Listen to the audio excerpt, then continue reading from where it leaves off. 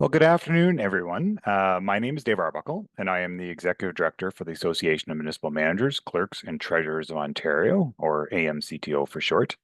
I'll be your host for the webinar today. I'm pleased to be joined by Sarah Fairley, who's the Senior Advisor of Social Innovation for MyTax. AMCTO and MyTax are very excited to provide you with information today about the Municipal Innovation Internship Program, or MIIP for short. So before we get started, I would like to provide you with a few housekeeping reminders. First, this presentation is being recorded. A copy of the slides will be sent out to participants after this call and posted along with the recording to the MIIP landing page. Second, microphones and videos have been disabled for the purposes of this webinar. However, we welcome participants to pose their questions in the Q&A box, which is located at the bottom of the screen. We will answer questions at the end of today's presentation. Please use this opportunity to ask any questions that you have. We want to support you as best we can and ensure that you have a seamless application experience. Third, if you are having any technical difficulties at any point during the webinar, please use the chat function and a member of AMCTO staff will assist you. We will start by providing you with an overview of the MIIP program. We will discuss the overall goals, outcomes, and benefits of the program, as well as the 5 municipal internship projects opportunities available, student eligibility requirements and application process, important role of the academic supervisor plays in this program, as well as key application timelines. As you will see on the slide, there is a hyperlink to the application guide, which is posted on the MIIP landing page. We do encourage you to have the guide and the web page open simultaneously, as we will be referring to it periodically through the webinar. As I mentioned, we will answer questions that come in through the Q&A box and wrap up by highlighting how you can contact AMCTO and MyTax if you need some more information. So AMCTO and MyTax are proud to provide 5 paid 8-month part-time internships for post-secondary students. These internships will begin on January 1st, 2026 and end on August 31st, 2026. The part-time position will pay students a research stipend of $30,000. These opportunities are open to any post-secondary student in Ontario that are eligible to participate in MyTax's Accelerate program. For more information and specifics, please click the link on the slide. And we will talk a little bit about eligibility later on in this presentation. Note that the term part-time is mentioned as less than 30 hours per week in the guide. However, the exact number will vary on the role and job responsibilities, as well as the ebbs and flows as it relates to the actual project itself. As such, the exact hours will be determined by the municipality in collaboration with the student prior to the internship starting. These positions are available in 5 different municipalities across Ontario, 3 of them located in Southwest Ontario region. The first one is with the town of Oakville, which is a lower tier municipality in the Halton region in the Western Greater Toronto area. Middlesex County, which is an upper tier municipality that consists of 8 lower tier municipalities located around the City of London. The municipality of North Perth, which is a lower tier municipality in Perth County, just sort of northwest of the City of Kitchener. A 4th project is in the township of Terrace Bay, which is located within the district of Thunder Bay in northwest Ontario. And then the 5th project is in the City of Ottawa in eastern Ontario.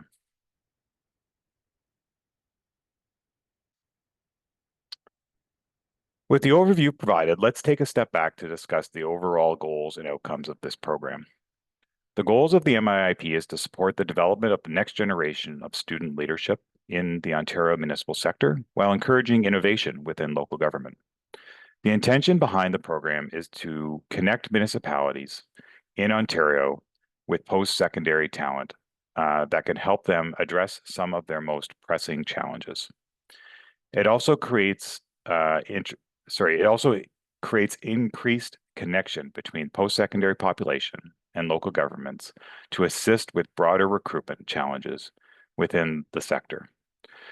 This is important because Ontario's municipalities rely on over 235,000 employees from a variety of professions and fields to build and maintain local infrastructure and deliver local services that Ontarians rely on every day. I'm really excited that we've been able to launch this program along with MyTax. I spent about 12 years within the municipal sector directly, 4 years now with the association, and I've seen the real difference that local governments can make, and the real value that is provided to municipal staff. So we want to be able to help those help the next generation of talent move into the municipal space. AMCTO is Ontario's largest volunteer association for municipal staff, and we are really proud to be able to work with MyTax in order to provide opportunities of connecting people, students, early in their careers to local government, and really opening up their eyes and the opportunities for them to be able to contribute.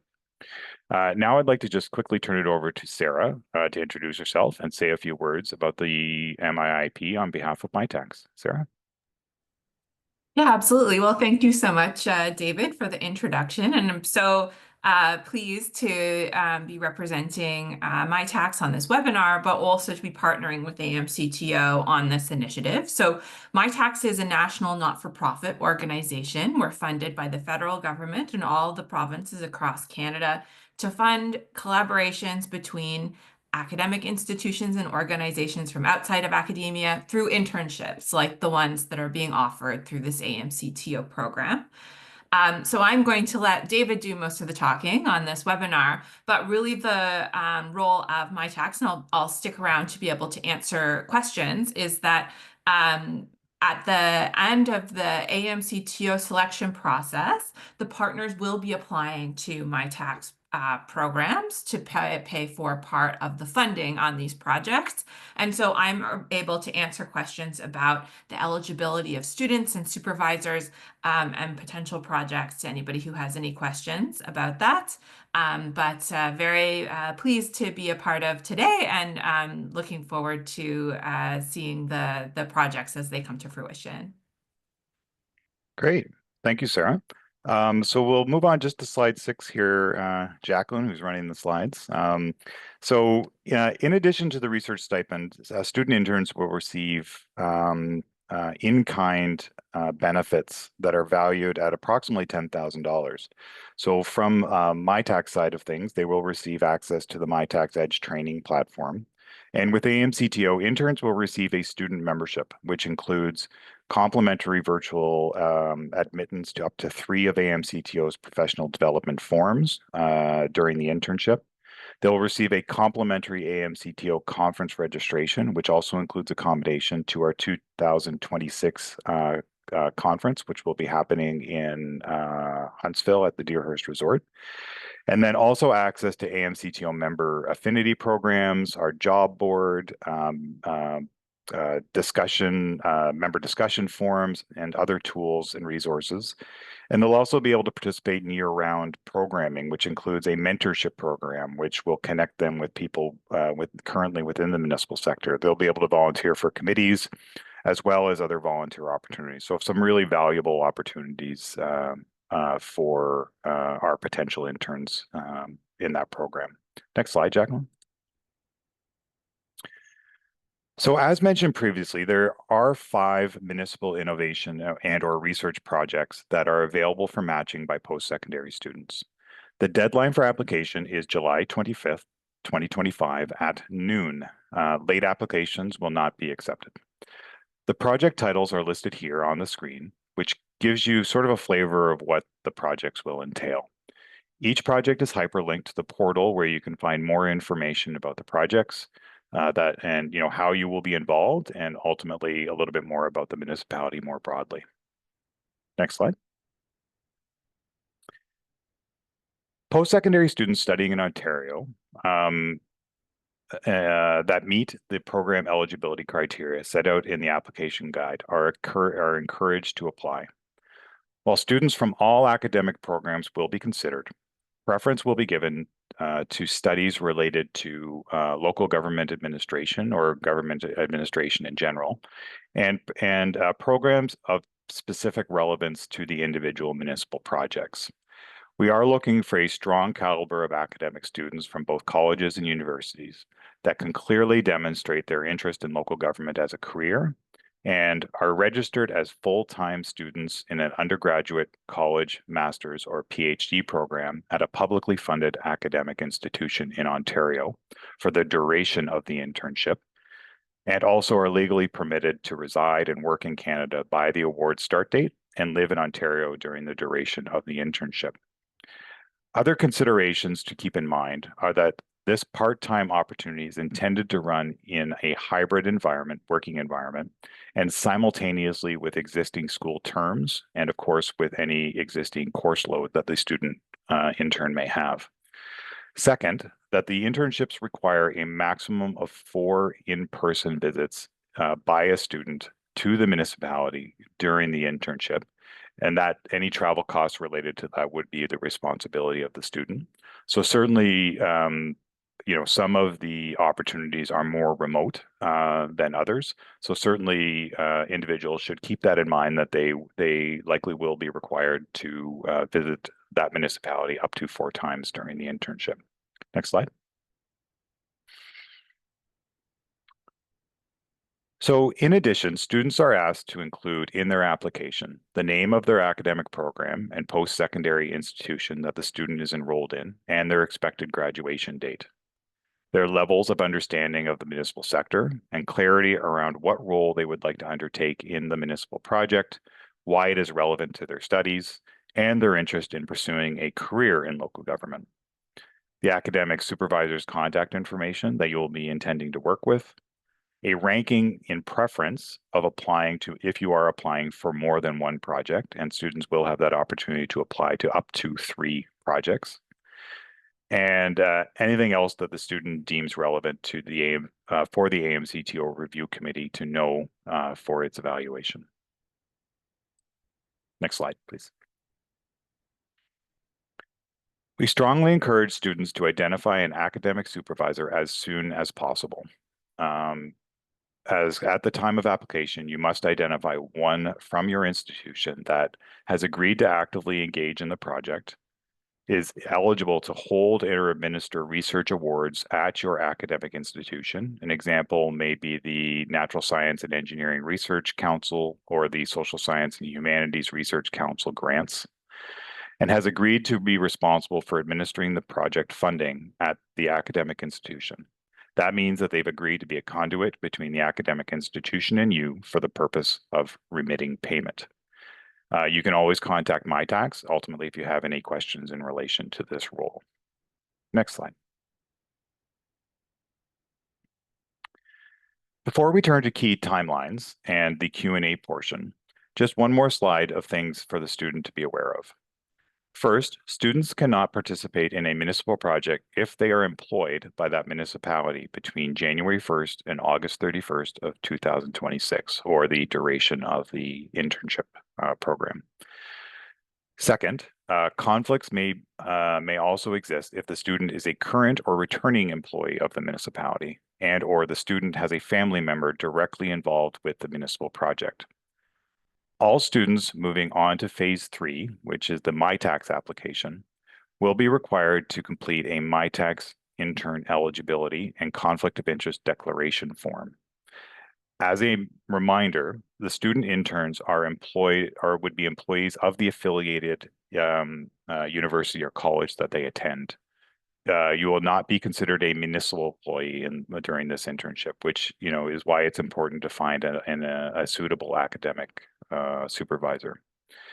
And finally, AMCTO will provide an onboarding webinar in the fall of 2025, and AMCTO and MITax will conduct evaluations periodically through the internship for the purposes of continuous improvement. Next slide. So phase 2 of the MIIP is now live, and student applications will be accepted until noon on July the 25th of this year. The matching of applications will be done by AMCTO's review committee, which is essentially AMCTO's management committee as well as myself. The committee will, with the support of AMCTO staff, review all student applications and identify student matches for each of them.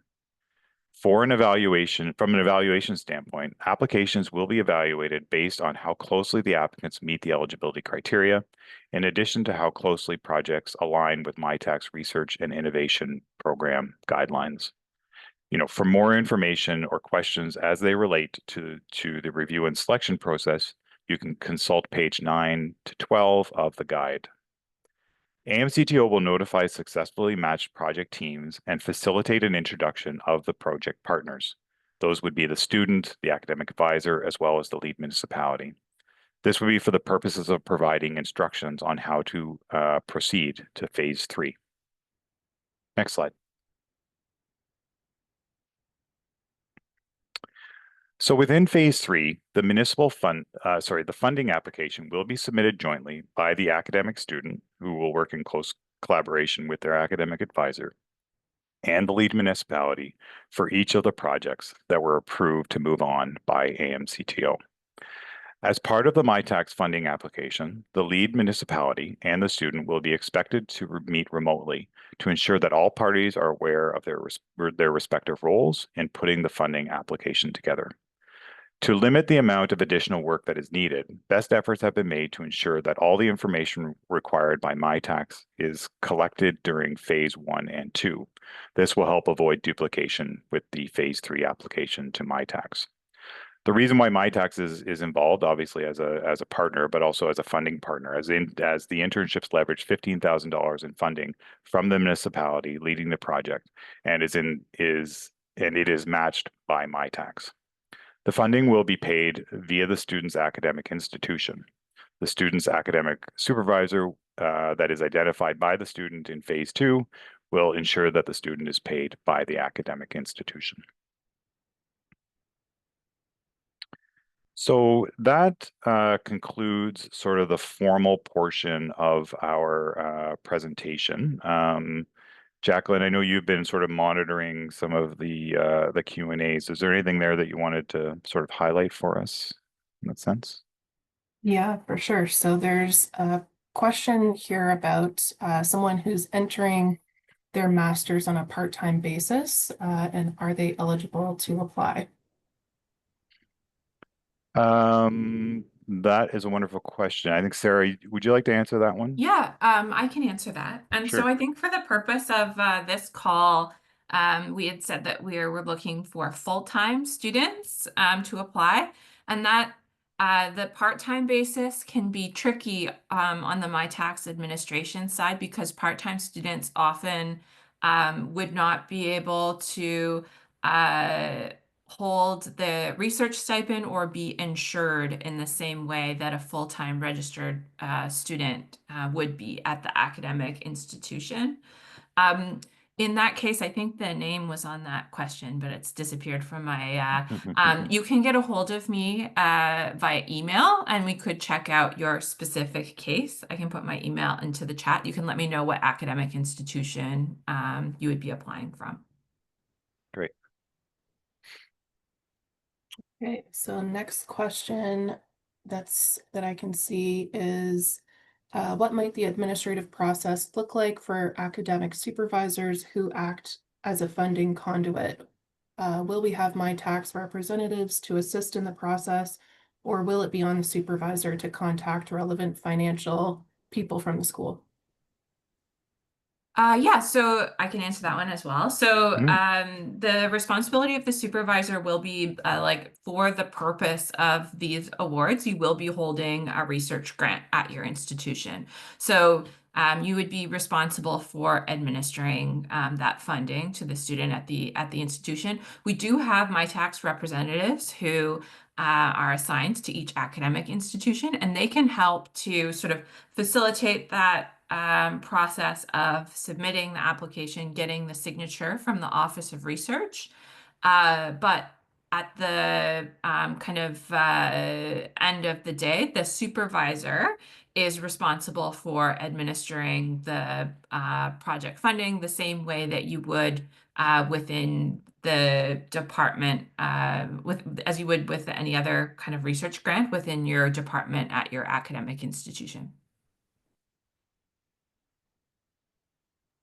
Okay, thanks, Sarah. The next one I see here's somewhat related. So who classifies as an academic supervisor for an undergraduate student?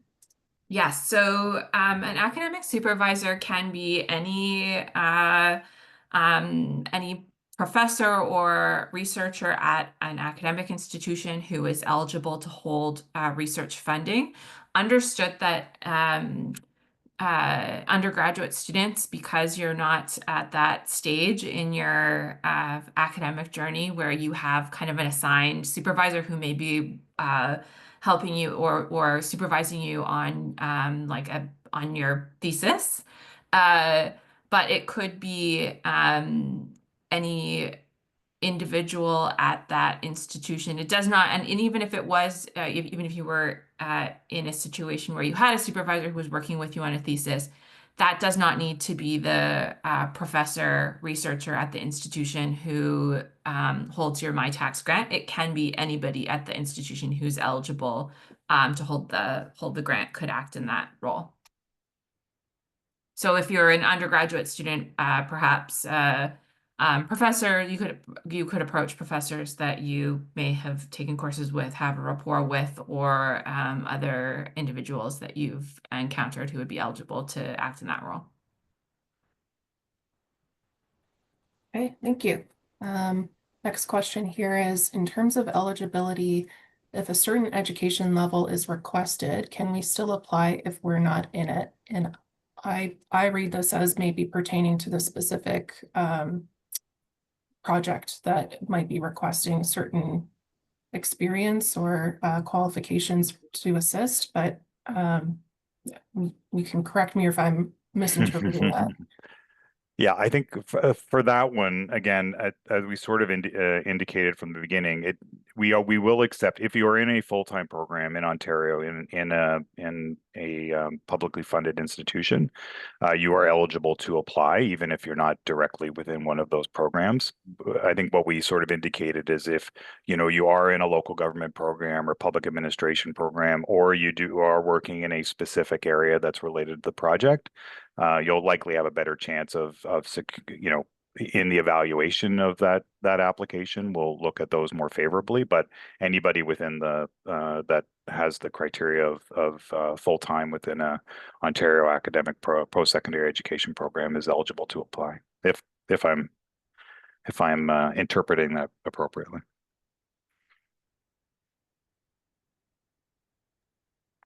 Okay.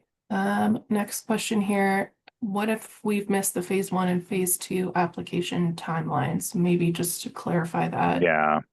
Yeah, and actually, I realized when I went through this, I missed a part of my speaking points on one of the slides. So I probably would have answered that if I'd connected with that piece. So phase 1 of the MIIP was municipal applications. So municipalities were able to put in applications for projects that they were looking for an intern to work on. We are now currently in phase 2, and phase 2 is open until July 25th, and that is the student application process. So right now, on the MIIP landing page, we have a link to the available opportunities. There are 5 available opportunities, and those are the applications that can be made to those five projects. Only 3 projects per student will be allowed. I did see a question in here, and maybe I can answer that now. There will be only one individual, one student intern selected for each project. So there won't be multiple students on each project, just one person, one student intern per project will be selected.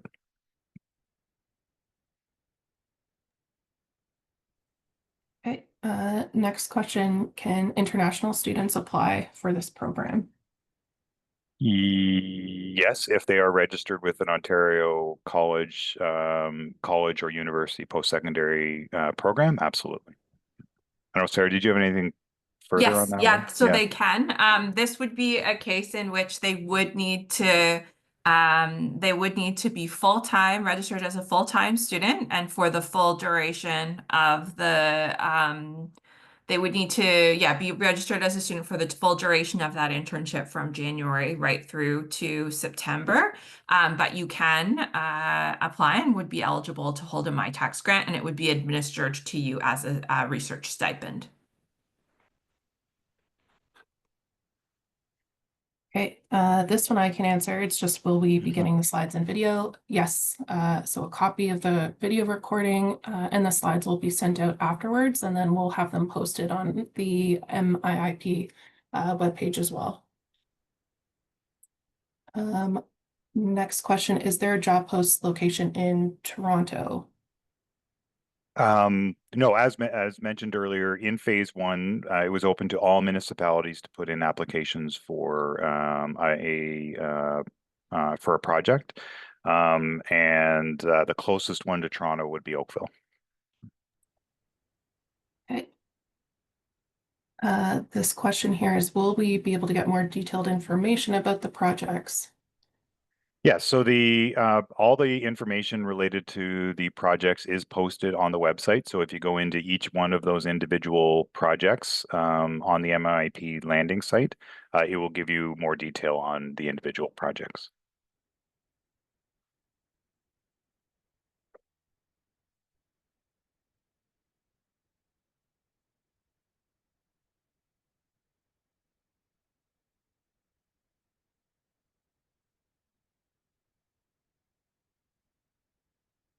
Sorry, Jacqueline, did you want me to go into the next question or? Oh, sorry about that. I was on mute. Next question says, I'm a Bachelor of Computer Science student, soon enrolling into the 5th semester. So will I be eligible to apply, and what further steps can I take? Yeah, so again, I think the key point is that you do need to be a full-time student enrolled at a Ontario post-secondary education institution during the time of the internship, which would be January 1st to August 31st of 2026. So those need to be, you do need to be a full-time student registered at that during that period. Okay. Next question I see here, how do students best communicate their interest in local government? In looking at the application, I only see that they have to submit a resume, but no cover letter, and answer questions in the form.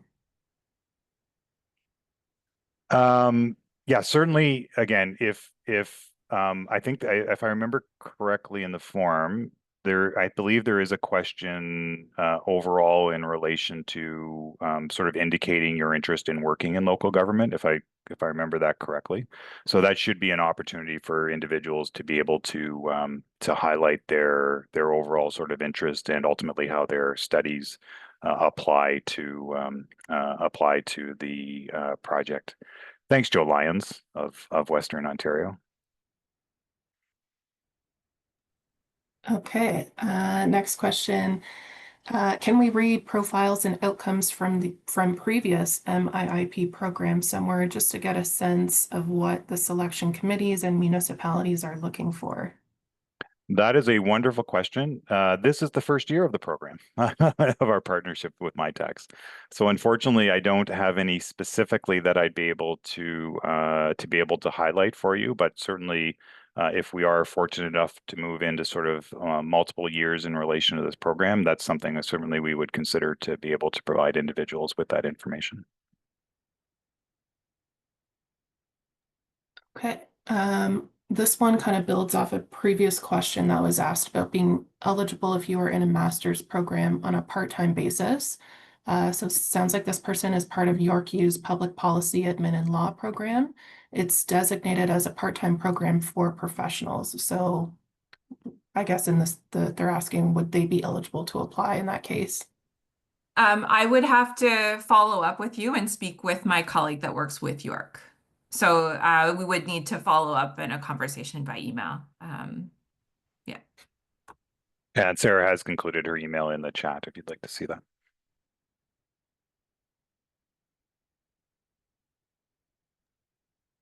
Okay, next one that I see here. This one's for you, Sarah. Sarah, the My Tax application period is August 8th to 22nd. Most, if not all of the projects will involve gaining research ethics approval, and university ethics boards generally take a lot of downtime in the summer. So it's unlikely we'll have the research ethics approval before the selection takes place. Will students be allowed to obtain ethics approval from their university as part of the funding period, i.e. after My Tax approves the project?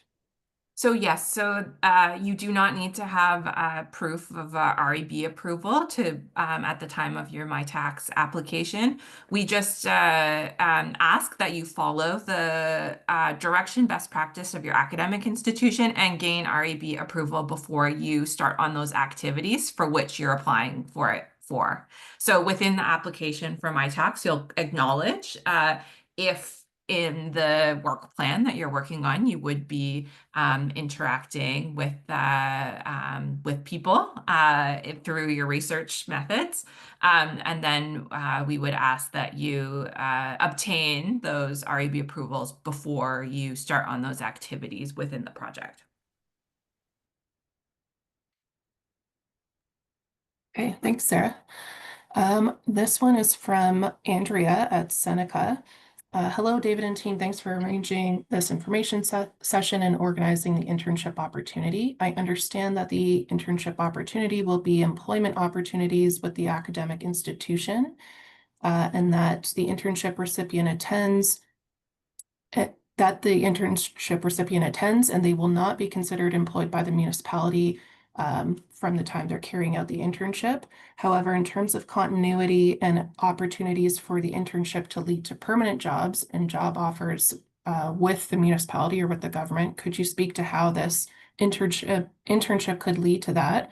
And will there be opportunities for supervisors of the internship from the relevant municipalities to be able to provide reference letters to the student, or will those letters be provided by the academic supervisors? Yeah, probably a lot to unpack there. Certainly, one of the reasons why we've sought to create opportunities like this is to create that connection between post-secondary education and the municipal sector, because we know that individuals coming out of education programs sometimes struggle for that, that starter opportunity to be able to get their foot in the door. So obviously there is no obligation upon the municipality to hire you in that sense, but ultimately you're gaining extremely relevant experience. You're making connections within that municipality.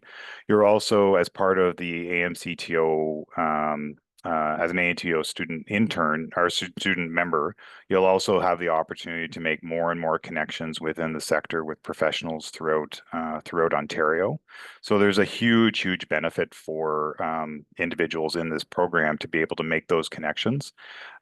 Certainly, again, and maybe, I don't know, Sarah, if you have any insights on this, certainly if you're going to be working with a project manager at the municipality and you perform well in that space, ultimately you form those relationships and ultimately be able to receive recommendations or letters of reference. They become a professional contact for you in that space.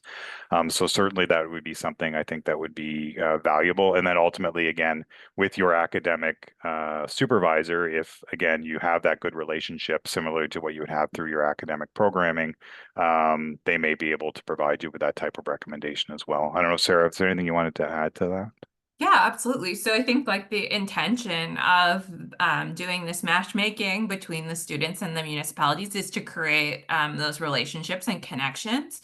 And I know that it's one of the big motivations that David and AMCTO has in this in helping to facilitate these partnerships to create those careers and pathways for students to discover what these opportunities can look like and also make those connections at a specific municipality to move into some of those roles.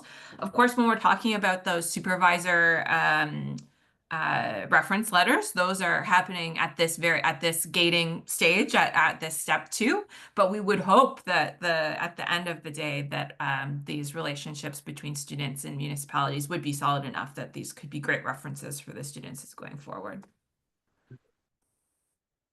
Okay, thank you. And then a question here about the role of the academic supervisor. And so will they need to be heavily involved in guiding the project's process, or can you, I guess, expand on that role a little bit more? Yeah, so I can take that one. Mhm. So generally, on the MyTax side, we like to see some interaction both on the academic side and on the partner side. I think that likely in these projects, because the municipal partners have done such a clear job of scoping out what it is that they're interested in having the student work on, that the academic supervisor role would be more sort of administrative and ensuring that and sort of check-ins to make sure that the student is following some best practices from the sort of academic research standpoint. However, I'm sure that at the time of the matching, there would be opportunities to have discussions if a supervisor wanted to be more involved. Okay, and this one I see it's kind of related, but what is the expected workload for academic supervisor? So you kind of touched on that a bit already, but Yeah, so I think the sort of base piece that we need from the academic supervisors is that role as an administrator of the funding at the institution. But we would also expect some kind of check-ins, as I said, with that student every so often to make sure that things were on track. In terms of workload or number of hours, that's not something that I can necessarily quantify. But yeah, I think the sort of base of the base of the role would be the administration and those check-ins to make sure things are. okay. And then one other question about the supervisor. So does the supervisor's letter just need to answer the questions listed? That is it more like a form letter guaranteeing the supervisor's support rather than a reference letter? I can respond to that one, I think. I think the main thing that we are looking for in these letters is that acknowledgement of that that the relationship is there and that there's agreement to participate, to support, and to administer the funding. We put this piece in place to make sure that students are or that we're sort of doing our due diligence to understand that students do have a supervisor in place at their institutions, because that can be it can be a tricky piece to put in place once a proposal has already been developed and submitted. So it really is our due diligence just to make sure that those connections are made. And I'm not sure, David, you could speak to whether you would be looking at those letters from the perspective of as a reference letter. No, certainly it has more to do with, as you said, Sarah, the relationship and their eligibility to administer those funds. I think that's the basis of what we're looking for, not necessarily an endorsement of that particular individual. So.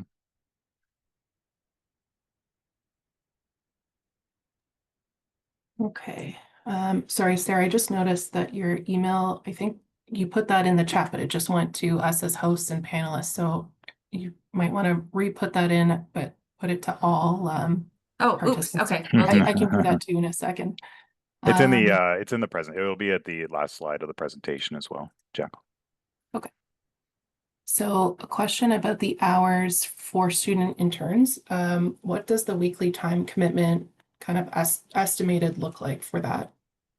Yeah, a great question. And again, so as we've outlined, this is intended to be a part-time project, and sort of, generally speaking, part-time is identified as less than 30 hours per week. But we also recognize the fact that there may be ebbs and flows in relation to the overall project, where there may be busier times and more active times on the individual project.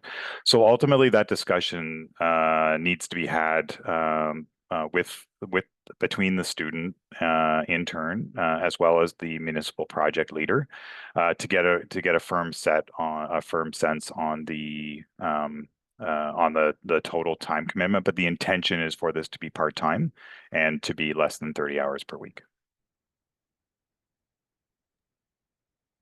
Okay. Another question around student eligibility. So this person's finishing their undergraduate degree in May. Would they be eligible? No, unless they will be registered as a full-time student during the duration of the internship program, which would be January 1st to August 31st. Question here, can municipalities assist with the cost of having students travel to their communities? Yeah, so certainly I know I can't remember if we put this in the guide, but certainly there would be a discussion, and I think could be a discussion between the municipality and the student intern. There is no obligation for the municipality to cover any of the travel costs. But certainly if there is an opportunity to have a discussion with the student in relation to those costs, those discussions be had, but there is no obligation on the municipality to cover any of those travel expenses.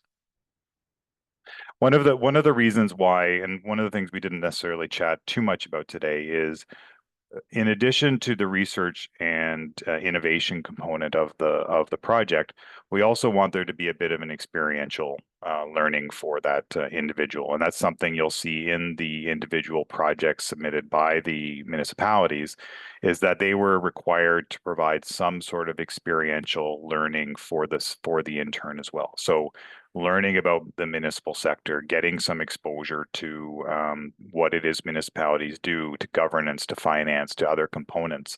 So it is important, we considered making it a full virtual type of opportunity, but certainly we think it's very important for that intern to visit the municipality they're working with, experience some of the ins and outs of local government, and to get some of that experiential learning as well.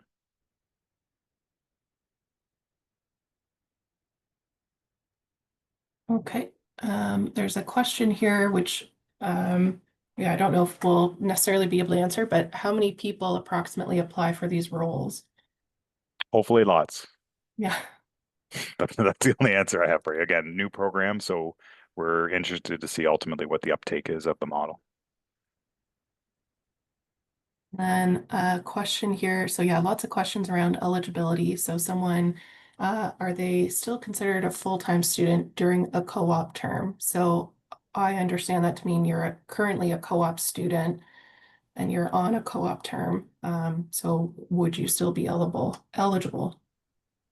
I'll answer this one. Yes, you would. So co-op students during their co-op terms would be eligible. Also, I know that we had a question about graduating from your undergraduate degree, so you wouldn't be eligible after your convocation, but undergraduate students during their summer semester, if they're returning back to school, would be eligible during that time.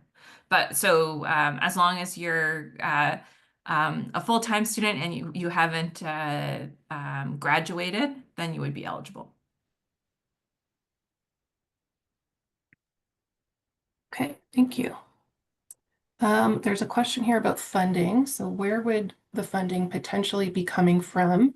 What is it meant to be used for? Is it used to carry out the research that the student chooses? So I think maybe some clarification around the funding. Yeah, maybe I'll kick that off, and then Sarah, if you have anything to add. So yeah, so the funding is a 50/50 cost share between the municipal host.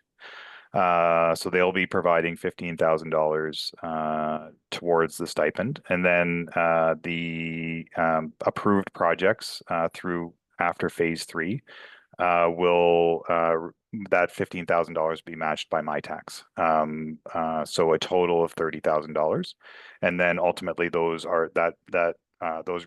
resources are distributed to the university to be provided to the student intern. As far as they're not, and again, Sarah can correct me if I'm wrong, but that is for the student to participate in that research project. It is those are their resources, those individual resources, and not to be allocated towards specifically towards the towards the research project. I don't know if I said that properly, Sarah, but Yeah. I think in the context of these projects, we're expecting that all of the funding would flow to the student as a stipend to carry out the research project um, as outlined by the municipality and in the application.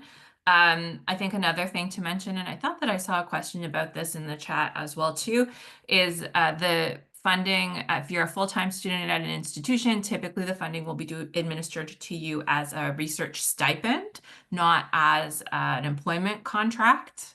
And so the implications of that on tax are different than if you were than if it was administered to you as an employee. There would not be as much tax deducted from it because it's not it's administered slightly differently at your institution.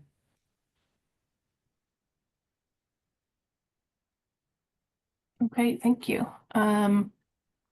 Another question here about if you have a co-supervisor for that letter, do they both need to jointly sign the letter?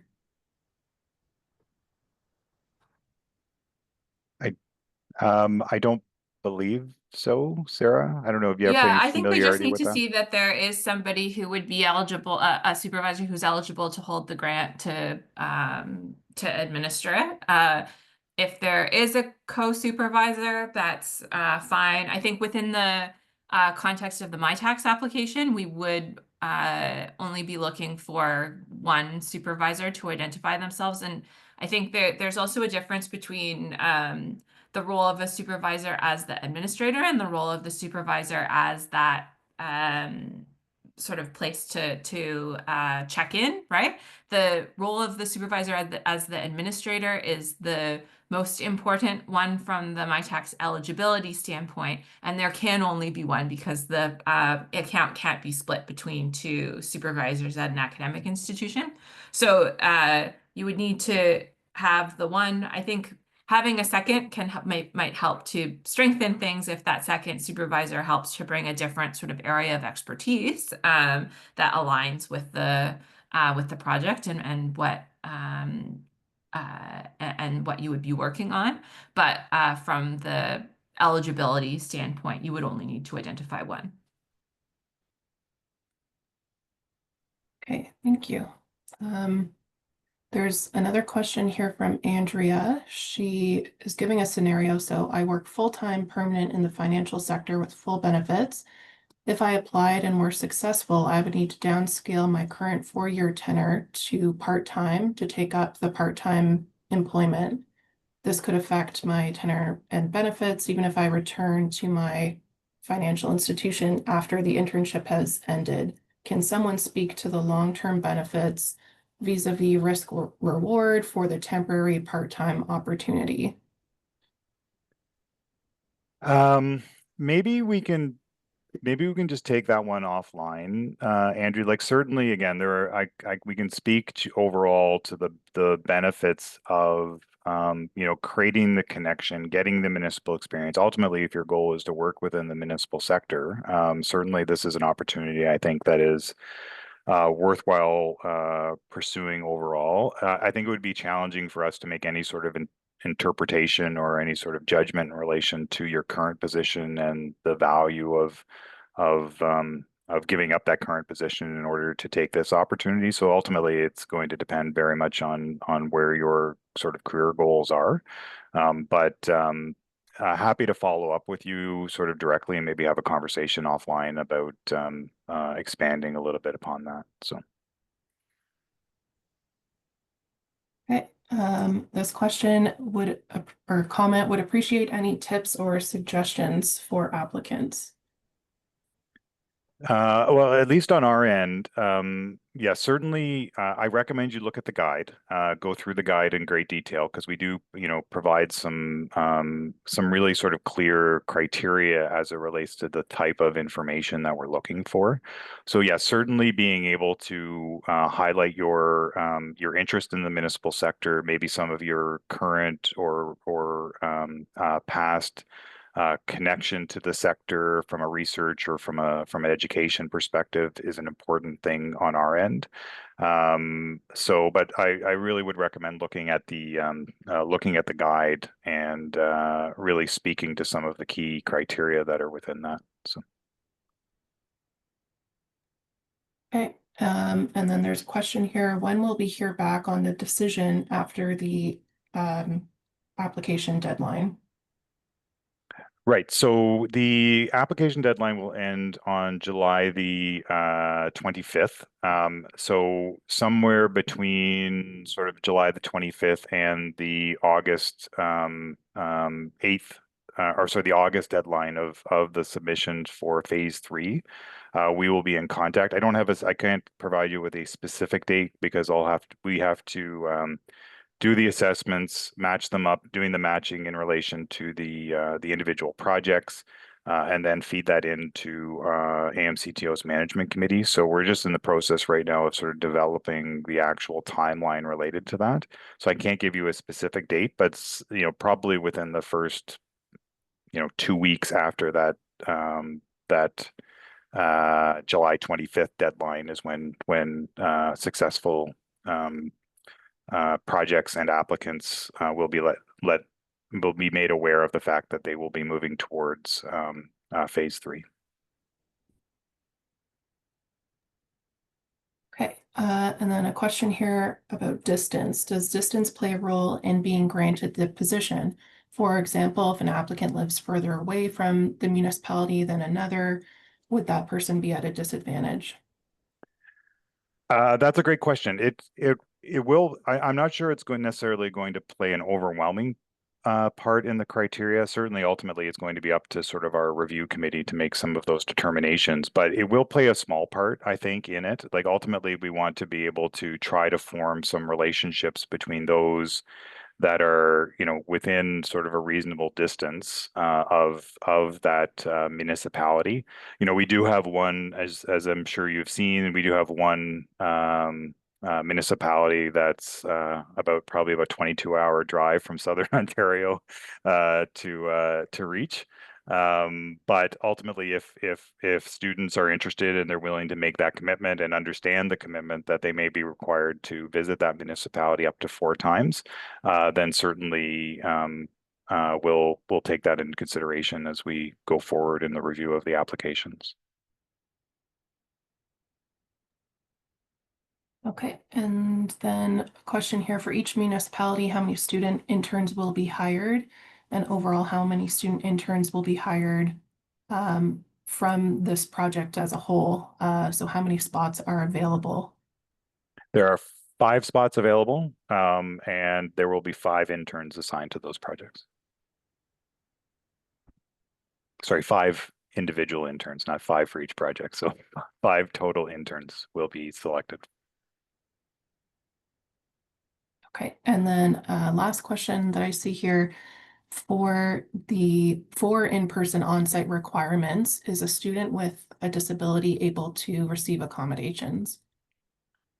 Yeah, certainly those, again, those discussions would need to be made with the individual municipalities through the project managers. Yeah, certainly as part of the projects, if you see in our guide, we do encourage those from equity deserving communities, those with disabilities, to apply to those programs or to the projects.